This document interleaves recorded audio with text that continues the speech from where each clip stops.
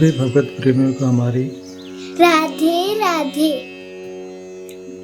मानव जीवन का सर्वोत्कृष्ट फल सत्संग श्री भक्तमाल कथा के माध्यम से हमें मिलने जा रहा है। श्री भक्तमाल कथा के प्रधान श्रोता हमारे श्री प्रिया प्रीतम जी हैं।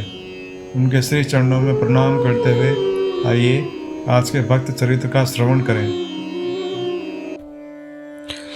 भक्त चंद्रहास। जाको राके साइया मार सके न कोई, बार न बाका करी सके जो जग बेरी होई। केरल देश में एक मेधावी नामक राजा राज्य करते थे। शत्रुओं ने उनके देश पर चढ़ाई की। युद्ध में महाराज मारे गए। उनकी रानी पति के साथ सती हो गई। उस समय तक राजा के एक ही पुत्र थे, चंद्रहास। राजकुमार की अभी शिशु अवस्था ही थी। धाय ने चुपके से उन्हें नगर से निकाला और कुंतलपुर ले गई। वह स्वामी भक्ता धाय मेहनत मजदूरी करके राजकुमार का पालन पोषण करने लगी। चंद्रहास बड़े ही सुंदर थे और बहुत सरल तथा विनयी थे। सभी स्त्री पुरुष ऐसे भोले सुंदर बालक से स्नेह करते थे। जो अनाथ हो जाता है, जिसके कोई नहीं होता, जिसका कोई सहारा नहीं होता, जिसके अनाथ अनाश्रयों के आश्रय श्री कृष्ण अपने हो जाते हैं, वे उसके आश्रय बन जाते हैं। अनाथ बालक चंद्रहास को उनके बिना और कौन आश्रय देता। उन दयामय की प्रेरणा से एक दिन नारद जी घूमते हुए कुंतलपुर पहुँचे। बालक को अधिकारी समझकर वे उसे एक शालग्राम की मूर्ति देकर राम नाम का मंत्र बता गए। नन्हा बालक देवर्षि की कृपा से हरिभक्त हो गया। अब जिस समय वह अपने आप को भूलकर अपने कोमल कंठ से भगत नाम का गान करते हुए नृत्य करने लगता, देखने वाले मुग्ध हो उठते।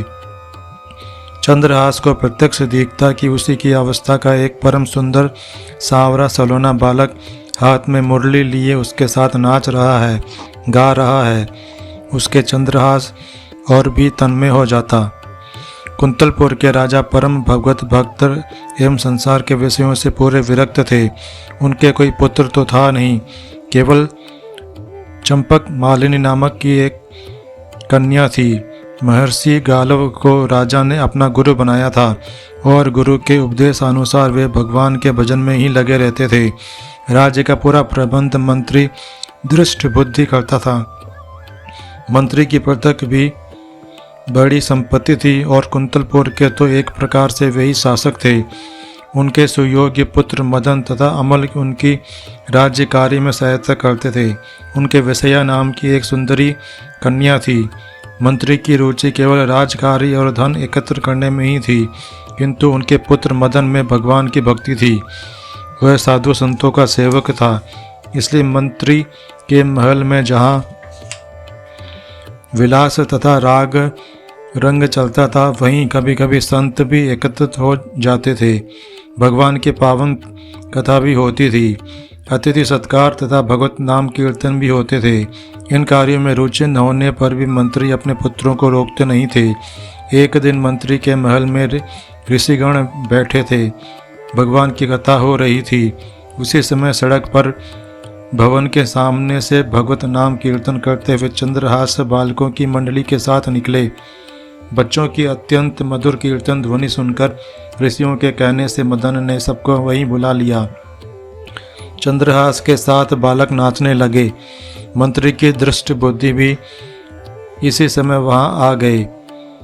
मुनियों ने तेजस्वी बालक चंद्रहास को तन्मय होकर कीर्तन करते देखा। वे मुग्ध हो गए। कीर्तन समाप्त होने पर स्नेहपूर्वक समीप बुलाकर ऋषियों ने उन्हें बैठा लिया और उनके शरीर के लक्षणों को देखने लगे। ऋषियों ने चंद्रहास के शारीरिक लक्षण देखकर दृष्ट बुद्धि से कहा, मंत्रीवर, तुम इस बालक का प्रेम पूर्वक पालन करो, इसे अपने घर रखो। यही तुम्हारी संपूर्ण संपत्ति का स्वामी तथा इस देश का नरेश होगा। एक अज्ञात कुलशील राह का भिखारी बालक मेरी संपत्ति का स्वामी होगा। यह बात दृष्ट बुद्धि के हृदय में तीर सी लगी। वे तो अपने लड़के को राजा बनाने का स्वप्न देख रहे थे। अब एक भिक्षुक सा लड़का उनकी सारी इच्छाओं को नष्ट कर दे, यह उन्हें सहन नहीं हो रहा था। उन्होंने किसी से कुछ कहा नहीं, पर सब लड़कों को मिठाई देने के बहाने घर के भीतर ले गया मिठाई देकर दूसरे लड़कों को तो उन्होंने विदा कर दिया, केवल चंद्रहास को रोक लिया। एक विश्वासी बधिक को बुलाकर उसे चुपचाप समझाकर उसके साथ चंद्रहास को भेज दिया। बधिक को पुरस्कार का भारी लोभ मंत्री ने दिया था। चंद्रहास ने जब देखा कि मुझे यह सुनसान जंगल में रात के समय लाया है, तब उसका उद्देश्य समझकर कहा, भाई तुम मुझे भगवान की पूजा कर लेने दो, तब मारना। बधिक ने अनुमति दे दी। चंद्रहास ने सालग्राम जी की मूर्ति निकालकर उनकी पूजा की और उनके सम्मुख गदगद कंठ से स्तुति करने लगा। भोले बालक का सुंदर रूप, मधुर स्वर तथा भगवान की भक्ति देखकर बधिक की आंखों में भी आंसू आ गए। उसका हृदय एक निरपराध बालक को मारना स्वीकार नहीं करता था, परंतु उसे मंत्री का भय था। उसने देखा कि चंद्रहास के एक पैर में 6 अंगुलियां हैं। बधिक ने तलवार से जो 1 अंगुली अधिक थी उसे काट लिया और बालक को वहीं छोड़कर वह लौट गया। दृष्ट बुद्धि वह अंगुली देखकर बहुत प्रसन्न हुआ। उन्हें लगा कि अपने बुद्धि कौशल से ऋषियों की अमोघ वाणी मैंने झूठी कर दी। कुंतलपुर राज्य के अधीन एक छोटी सी रियासत थी, चंदनपुर। वहाँ के नरेश कुलिंतक किसी कार्य से बड़े सवेरे वन की ओर से घोड़े पर चढ़े जा रहे थे। उनके कानों में बड़ी मधुर भगवत नाम कीर्तन ध्वनि पड़ी। कटी उंगली की पीड़ा से भूमि में पड़े पड़े चंद्रहास करुण कीर्तन कर रहे थे। राजा ने कुछ दूर से बड़े आश्चर्य से देखा कि एक छोटा देव कुमार जैसा बालक भूमि पर पड़ा है। उसके चारों ओर अद्भुत प्रकाश फैला है। वन की हरिणियाँ उसके पैर चाट रही हैं, पक्षी उसके ऊपर पंख फैलाकर छाया किए हुए हैं और उसके लिए वृक्षों से पके फल ला रहे हैं। राजा के और पास जाने पर पशु पक्षी वन में चले गए। राजा के कोई संतान नहीं थी। उन्होंने सोचा कि भगवान ने मेरे लिए ही यह वैष्णव देव कुमार भेजा है। घोड़े से उतरकर बड़े स्नेह से चंद्रहास को उन्होंने गोद में उठाया। उनके शरीर की धूली पहुंची और उन्हें अपने राजभवन में ले आए। चंद्रहास अब चंदनपुर के युवराज हो गए। युगोपवीत संस्कार होने के पश्चात गुरु के यहाँ रहकर उन्होंने वेद वेदांग तथा शास्त्रों का अध्ययन किया। राजकुमार के योग्य अस्त्र शस्त्र चलाना तथा नीति शास्त्र आदि सीखा। अपने सद्गुणों से वे राज परिवार के लिए प्राण के समान प्रिय हो गए। राजा ने उन्हीं पर राज्य का भार छोड़ दिया। राजकुमार के प्रबंध से छोटी सी रियासत हरिगुण गान से पूर्ण हो गई। घर घर हरि चर्चा होने लगी। सब लोग एकादशी व्रत करने लगे। पाठशालाओं में हरिगुण गान अनिवार्य हो गया।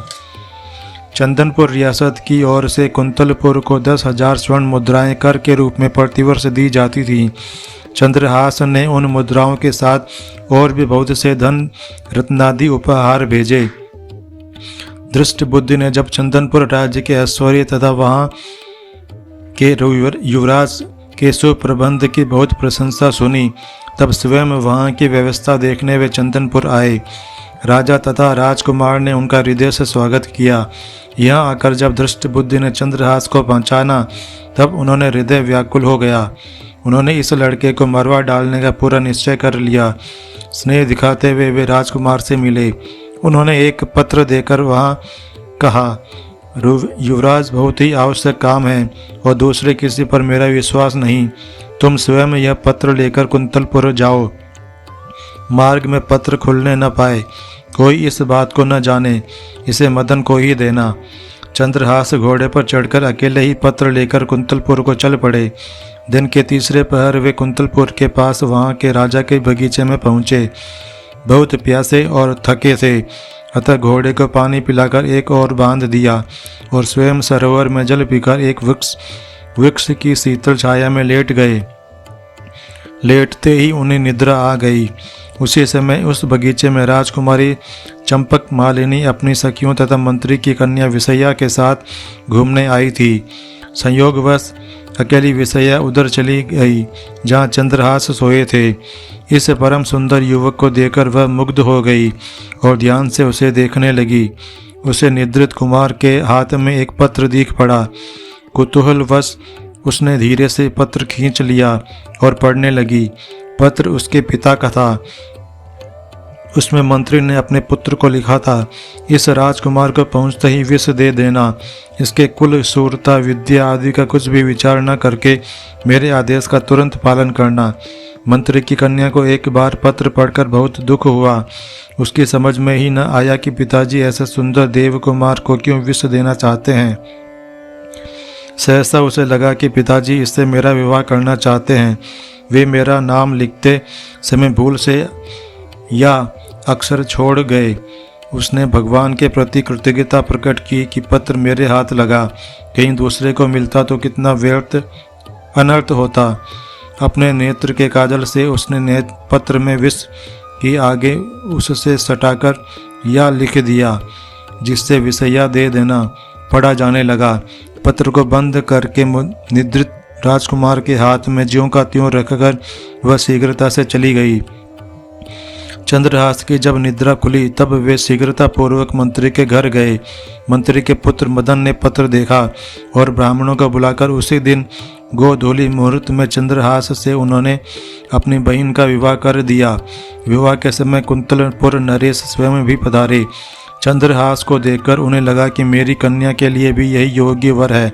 उन्होंने चंद्रपुर के इस रात युवराज की विद्या, बुद्धि, सूरता आदि की प्रशंसा बहुत सुन रखी थी। अब राजपुत्री का विवाह भी चंद्रहास से करने का उन्होंने निश्चय कर लिया।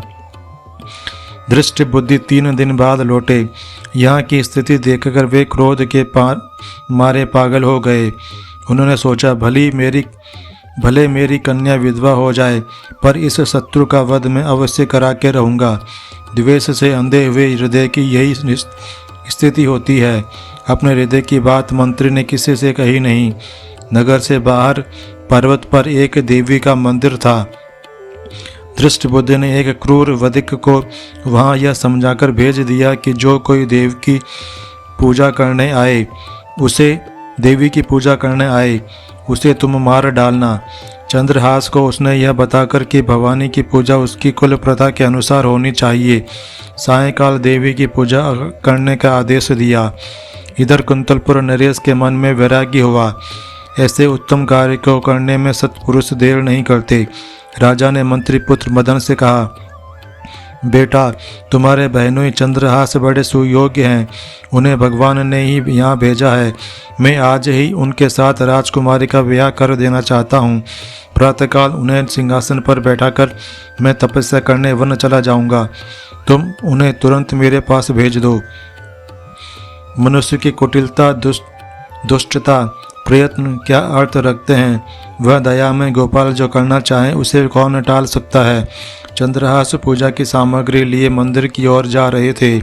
मंत्री पुत्र मदन राजा का संदेश लिए बड़ी उमंग से उन्हें मार्ग में मिला। मदन ने पूजा का पात्र स्वयं ले लिया, यह कहकर कि मैं देवी की पूजा कर लाता हूँ। चंद्रहास को उसने राजभवन भेज दिया। जिस मुहूर्त में दृष्टबुद्धि ने चंद्रहास की वध की व्यवस्था की थी, उसी मुहूर्त में राजभवन में चंद्रहास राजकुमारी का पानी ग्रहण कर रहे थे और देवी के मंदिर में बधिक ने उसी समय मंत्री के पुत्र मदन का सिर काट डाला। दृष्टि बुद्धि को जब पता चला कि चंद्रहास तो राजकुमारी से विवाह करके राजा हो गए, उनका राज्याभिषेक हो गया और मारा गया मेरा पुत्र मदन, तब व्याकुल होकर वे देवी के मंदिर में दौड़े गए।